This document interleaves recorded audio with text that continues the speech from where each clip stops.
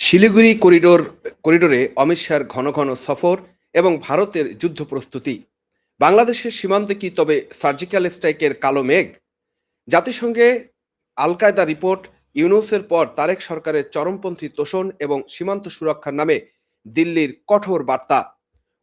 উত্তর পূর্ব ভারতের অত্যন্ত সংবেদনশীল এবং কৌশলগত গুরুত্বপূর্ণ এলাকা শিলিগুড়ি করিডোর বা চিকেন স্নেককে কেন্দ্র করে দক্ষিণ এশিয়ার ভূ রাজনীতিতে আজ এক অভূতপূর্ব সামরিক উত্তেজনা ছড়িয়ে পড়ছে। ভারতের স্বরাষ্ট্রমন্ত্রী অমিত শাহ এক মাসের ব্যবধানে দ্বিতীয়বারের মতো উত্তরবঙ্গে 3 দিনের সফরে এসেছেন। বাগডোগরা বিমানবন্দরে নেমে তিনি সরাসরি সুখবর রিসোর্টের পৌঁছান। সেখানে থেকে সশস্ত্র সীমা বল বা এসবি, যেটাকে বলে সীমান্তরক্ষী বাহিনী বিএসএফ এবং গোয়েন্দা সংস্থা এবং পশ্চিমবঙ্গের মুখ্যমন্ত্রী শুভেন্দু অধিকারী ও উচ্চপদস্থ সামরিক বেসামরিক কর্মকর্তাদের সাথে নিয়ে সীমান্ত নিরাপত্তায় নিয়ে একের পর এক রুদ্ধদ্বার বৈঠক করছেন। শুধু তাই নয়, কাওয়াখালীর ময়দানে নিরাপত্তা প্রোটোকল জোরদার করার পাশাপাশি শিলিগুড়ি পুলিশ কমিশনারেট সমগ্র এলাকাকে নো ড্রোন জোন এবং নো ফ্লাইং জোন ঘোষণা করেছেন। প্রশ্ন উঠছে, ভারত কি তবে তার পূর্ব সীমান্তে পূর্ণাঙ্গ সামরিক তৎপরতা এবং সার্জিক্যাল স্ট্রাইকের প্রস্তুতি সম্পূর্ণ করে ফেলেছে? জাতিসংঘের সাম্প্রতিক প্রতিবেদনে বাংলাদেশে আল কায়দার ঘাঁটি থাকার তথ্যের পর এবং বাটপার ইউনূসের পর তারেক রহমান সরকারের চরমপন্থী ও উগ্রবাদীদের প্রতি অহেতুক তোষণ রাজনীতির কারণে বাংলাদেশ কি এক ভয়ঙ্কর সামরিক বিপদের মুখোমুখি দাঁড়াচ্ছে? দর্শক, আজকের এই ভিডিওতে আমরা নথিপত্র, সীমান্ত সামরিক তৎপরতা এবং জাতীয় নিরাপত্তার নিরপেক্ষ দৃষ্টিকোণ থেকে এই জটিল পরিস্থিতির কড়া এবং প্রখর বিশ্লেষণ করার চেষ্টা করব। পুরো ভিডিওটি শেষ পর্যন্ত দেখুন। দর্শক, যেমনটা আপনারা দেখছেন যে অমিত শাহ, আমরা বললাম যে এই এক মাসে কিন্তু দ্বিতীয়বার তিনি এখানে এসেছেন এবং সুস্পষ্টভাবে এখানে যে একটি গুছানো বা একটা কর্মযজ্ঞ চলছে সেটা কিন্তু স্পষ্ট। আগে বুঝতে হবে এই শিলিগুড়ি করিডোর বা চিকেন স্নেক আসলে কি জিনিস। ভারতের মূল ভূখণ্ডের সাথে উত্তর পূর্বাঞ্চলীয় 8টি রাজ্যকে যুক্ত করার একমাত্র সংকীর্ণ ভূখণ্ড হলো এই শিলিগুড়ি করিডোর। অমিত শাহ রানীনগরে অবস্থিত এসএসবি এর শিলিগুড়ি সীমান্ত দিয়ে সদর দপ্তরে গিয়ে নতুন প্রশাসনিক ভবনের ভূমি পূজন করেছেন। ভারত নেপাল, ভারত ভুটান এবং ভারত বাংলাদেশের সীমান্তে নিরাপত্তা কড়াভাবে পর্যবেক্ষণ করেছেন। আগামী 22শে আগস্ট বিএসএফ, এসএসবি এবং গোয়েন্দা প্রধানদের নিয়ে যে উচ্চ পর্যায়ের বৈঠক হতে চলছে তা সাধারণ কোনো আনুষ্ঠানিক সফর হতে পারে না। সাবেক জ্যেষ্ঠ পুলিশ কর্মকর্তার মতে 1 মাসের মধ্যে ভারতের স্বরাষ্ট্রমন্ত্রীর বারবার এই করিডোরে আগমন এবং সীমান্ত জুড়ে নিরাপত্তা বাহিনীকে সর্বোচ্চ সতর্ক অবস্থায় রাখা পরিষ্কার ইঙ্গিত দেয় যে ভারত তার পূর্ব সীমান্ত সুরক্ষিত রাখতে কঠোরতম সামরিক ব্যবস্থার দিকে এগুচ্ছে। জুলাই মাসে তিনি বাংলাদেশ ভারত সীমান্ত পরিদর্শন করে পরিকাঠামোগত কার্যক্রম কিন্তু উদ্বোধন করেন। আর এখন পুরো শিলিগুড়ি পুলিশ কমিশনারেট এলাকাকে নো ফ্লাই জোনে ঘোষণা করে সার্বিক যে সামরিক সমন্বয় পরীক্ষা সেটা কিন্তু তারা সেরে ফেলছেন। বন্ধুরা, ভারতের এই নজিরবিহীন সামরিক ও গোয়েন্দা তৎপরতার পিছনে সবচেয়ে বড় আন্তর্জাতিক কারণটি কি? সম্প্রতি জাতিসংঘের রিপোর্টে প্রকাশ পেয়েছে বাংলাদেশে উগ্রবাদী সংগঠন আল কায়দার উপস্থিতি ও প্রশিক্ষণ ঘাঁটি বৃদ্ধি পাচ্ছে। বিশ্ব দরবার এই তথ্য প্রকাশিত হওয়ার পর দিল্লি কোনো ঝুঁকি নিতে প্রস্তুত নয়।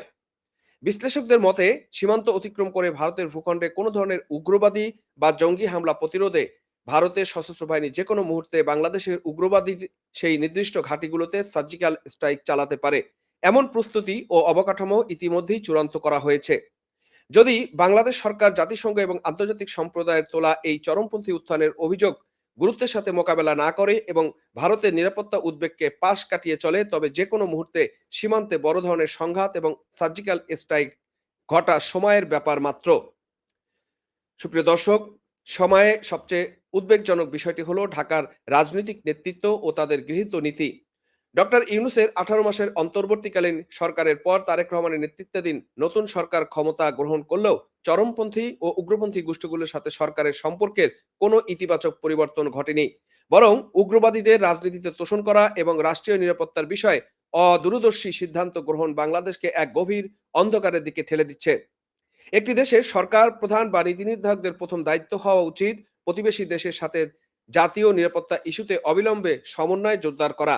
কিন্তু ঢাকা যদি উগ্রবাদীদের সাথে দহরম মহরম সম্পর্ক বজায় রাখে এবং ভারতের সাথে কোনো ধরনের সমন্বয় বা সীমান্ত বৈঠকের ইতিবাচক দৃষ্টিকোণ থেকে বা কূটনীতিক দৃষ্টিভঙ্গি প্রদর্শন না করে, তবে ভারতের গৃহীত কড়া পদক্ষেপের জন্য বাংলাদেশকে চরম খেসারত দিতে হবে।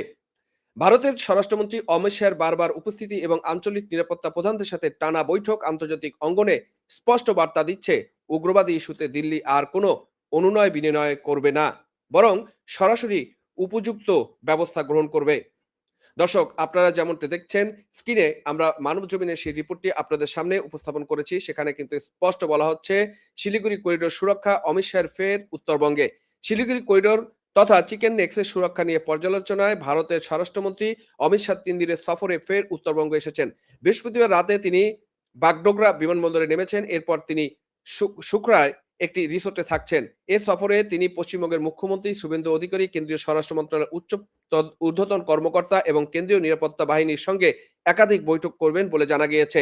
কর্মকর্তারা জানিয়েছেন, এই সফরে ভারতের ৩টি প্রতিবেশী দেশের সঙ্গে সীমান্ত বরাবর নিরাপত্তা পরিস্থিতি উচ্চ পর্যায়ের পর্যালোচনা অন্তর্ভুক্ত থাকবে। ১ মাসের মধ্যে কৌশলগত গুরুত্বপূর্ণ এই চিকেন স্নেক বা শিলিগুড়ি করিডোর অঞ্চলে এটি শাহের দ্বিতীয় সফর। করিডোরটি গোটা উত্তর-পূর্ব অঞ্চলকে দেশের বাকি অংশের সঙ্গে সংযুক্ত করে। শুক্রবার স্বরাষ্ট্রমন্ত্রী অমিত শাহ রানীরাঙ্গায় অবস্থিত সশস্ত্র সীমা বল বা এসএসবি এর শিলিগুড়ি সীমান্ত সদর দপ্তরে পৌঁছান। সেখানে তিনি সীমান্তে নতুন প্রশাসনিক ভবনের ভূমি পূজন করেন। ভারত, নেপাল এবং ভুটান সীমান্তে নিয়োজিত কেন্দ্রীয় নিরাপত্তা বাহিনী কর্মীদের সঙ্গে মতবিনিময় করবেন এবং সীমান্তের পরিস্থিতি খতিয়ে দেখবেন। আগামী ২২শে আগস্ট স্বরাষ্ট্রমন্ত্রী একটি সীমান্ত নিরাপত্তা পর্যালোচনা বৈঠকে সভাপতিত্ব করবেন। সেখানে বিএসএফ, এসএসবি, গোয়েন্দা সংস্থা এবং রাজ্য কর্তৃপক্ষের মধ্যে সমন্বয় খতিয়ে দেখা হবে। কর্মকর্তারা জানিয়েছেন, বৈঠক চলাকালীন এসব বাহিনী প্রধানরা রাজ্য পুলিশের সঙ্গে শিলিগুড়িতে থাকবেন। শনিবার বিকালে তিনি দিল্লির উদ্দেশ্যে রওনা হবেন বলে আশা প্রকাশ করা হচ্ছে। এবছরের জুলাই মাসে অমিত শাহ মুখ্যমন্ত্রীর সঙ্গে ভারত বাংলাদেশ সীমান্ত পরিদর্শন করেছিলেন এবং সীমান্ত নিরাপত্তা সংক্রান্ত কিছু পরিকাঠামো উদ্বোধন করেছিলেন। একজন সাবেক পুলিশ কর্মকর্তা মনে করেন, কেন্দ্রীয় স্বরাষ্ট্রমন্ত্রীর এই সফরগুলো থেকে স্পষ্ট যে কেন্দ্রীয় সরকার সীমান্ত, বিশেষ করে ভারত বাংলাদেশ সীমান্ত এবং চিকেন স্নেক অঞ্চলে আরো সুরক্ষিত করতে চায়। শহরের শাহের সফরের আগে পশ্চিমবঙ্গের পুলিশ মহাপরিদর্শক সিদ্ধান্তনাথ গুপ্ত সহ ঊর্ধ্বতন পুলিশ কর্মকর্তারা কাউয়াখালীর ময়দানে পরিদর্শন করেছেন এবং সমস্ত ব্যবস্থা খতিয়ে দেখছেন। অমিত শাহ এই কাউয়াখালী ময়দানে ভারতীয় ন্যায় সংহিতা প্রদর্শনী বিষয়ক একটি অনুষ্ঠানে যোগ দেবেন এবং একটি সভা করবেন। উপনিবেশিক যুগের ভারতীয় দণ্ডবিধি, ফৌজদারি কার্যবিধি এবং ভারতীয় প্রমাণ আইন পরিবর্তন করে ২০২৪ সালে ১লা জুলাই ৩টি নতুন ফৌজদারি আইন, ভারতীয় ন্যায় সংহিতা এবং ভারতীয় নাগরিক সুরক্ষা সংহিতা, ভারতীয় সাক্ষ্য অনিয়ম কার্যকর হয়েছিল। প্রদর্শনীতে এগুলো সম্পর্কে সকলকে সচেতন হতে হবে। শিলিগুড়ি পুলিশ কমিশনারেট বৃহস্পতিবার থেকে শনিবার পর্যন্ত কিছু এলাকায় নো ফ্লাই ড্রোন জোন বা নো ফ্লাই জোন হিসেবে ঘোষণা করেছে। দর্শক, তাহলে আমাদের কাছে একটা জিনিস স্পষ্ট যে ভারত সরকার, মোদী সরকার এই বাংলাদেশের যে বিষয়টাকে আছে এবং আল কায়েদার যে ঘটনাটা ঘটেছে বা বাংলাদেশের যে উগ্রবাদী যে উত্থান এবং সেটা কোন রকমই যে তারেক রহমান সরকার সেটা দমানোর ব্যাপারে কোনো আন্তরিকতা প্রদর্শন করছে না। যার কারণে ভারত সরকার কিন্তু তার সমস্ত ব্যবস্থা বা প্রস্তুতি সম্পূর্ণ করছে বলেই আমরা লক্ষ্য করছি। দেশবাসীর প্রতি এবং সচেতন দর্শকবৃন্দ, আপনাদের প্রতি আমরা বলতে চাই, রাষ্ট্র পরিচালনা কোনো রাজনৈতিক স্লোগান বা উগ্রবাদ তোষণের জায়গা নয়। আন্তর্জাতিক সম্পর্ক রক্ষায় প্রতিবেশী জাতীয় নিরাপত্তা এবং জাতিসংঘের রিপোর্টের বাস্তবতাকে মেনে নিয়ে কাজ করতে হবে। যদি তারেক রহমান সরকার অতি দ্রুত তাদের এই উগ্রবাদী তোষণের রাজনীতি বন্ধ না করে এবং ভারতের সীমান্ত সংক্রান্ত নিরাপত্তা উদ্বেগের পূর্ণ দ্বিপাক্ষিক সমন্বয় গড়ে না তুলে, তবে বাংলাদেশের আন্তর্জাতিক অবস্থান এবং জাতীয় সার্বভৌমত্ব মারাত্মক ঝুঁকিতে পড়বে বলে আমরা মনে করছি। অমিত শাহের শিলিগুড়ি সফর, নো ড্রোন জোন জারি, সার্বিক নিরাপত্তা পর্যালোচনা কেবল কোনো প্রদর্শনীর জন্য নয়, তা স্পষ্টতই পূর্ব সীমান্তে একটি বড় ধরনের সামরিক ও ভূ রাজনৈতিক পরিবর্তনের পূর্ব প্রস্তুতি হিসাবেই আমরা দেখছি।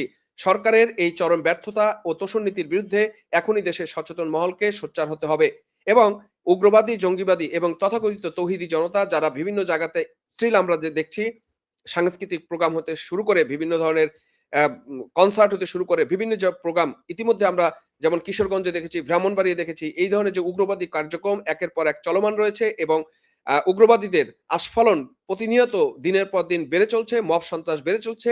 সেই পরিপ্রেক্ষিতে ভারত সরকার তার উপযুক্ত ব্যবস্থা যেকোনো সময় যদি নিয়ে থাকে, তা বাংলাদেশের জন্য এক চরম বিপর্যয়ের পরিণতি ডেকে নিয়ে আসবে।